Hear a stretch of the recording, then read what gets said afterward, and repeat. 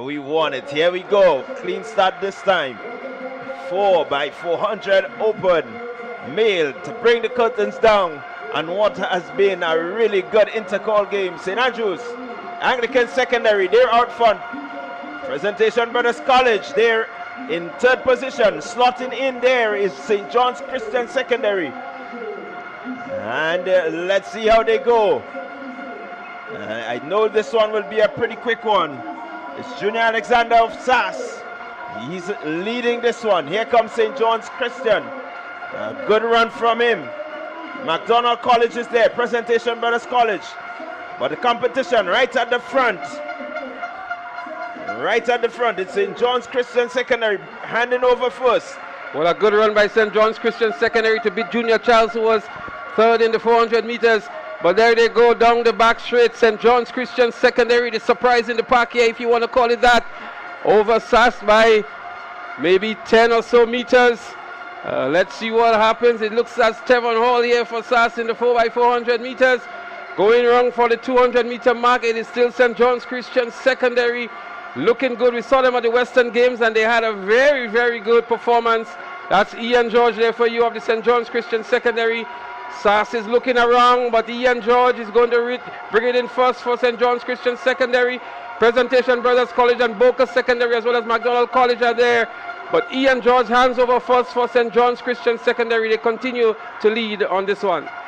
There they go. St. John Christian Secondary leading over the St. Andrews Anglican Secondary. PVC back in third. Boca following. And just about 300 meters remaining this lap. It's still St. John's Christian Secondary and St. Andrews Anglican Secondary closing the gap slightly. Here we go as they run the 200 meter bend.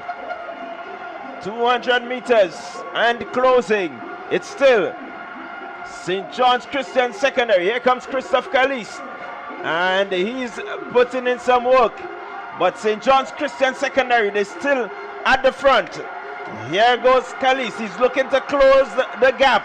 And the gap is closing. Look at Boca Secondary making a move also in the front now. St. Andrews Anglican Secondary.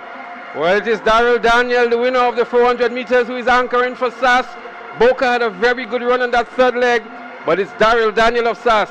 A good run from St. John's Christian Secondary. They're still holding the second position.